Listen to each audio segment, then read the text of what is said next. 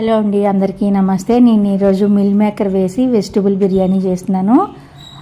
Vegetables అన్నీ ఇలాగ cut చేసి పెట్టుకున్నాను. నేను మిల్ మేకర్ని హాట్ వాటర్లో వేసి చల్లారిన తర్వాత వాటర్ అంతా పిండుకుని ఒక బౌల్లోకి వేసుకోవాలి. ఒక వెడల్పాటి కడాయి పెట్టుకుని ఆయిల్ వేసుకుని బిర్యానీ దినుసులు వేసుకుని జీడిపప్పు వేసి వేయించుకుని ఆనియన్స్, బీన్స్, క్యారెట్, బఠానీ, మిల్ మేకర్ వేసి 50% కుక్ చేసుకోవాలి. సాల్ట్ వేసుకొని తర్వాత మిక్సీ జార్లో అల్లం, వెల్లుల్లి, పచ్చిమిర్చి, కొత్తిమీర, పుదీనా వేసి పేస్ట్ చేసుకోవాలి. దీన్ని కూడా వెజిటేబుల్స్ దాంట్లో వేసుకుని పచ్చివాసన పోయే వరకు వేయించుకోవాలి. వేయించుకున్న తర్వాత మనం నానబెట్టుకున్న బాస్మతి రైస్ని వేసుకోవాలి. కప్పుకి కప్పున్నర వాటర్ పోసుకోవాలి.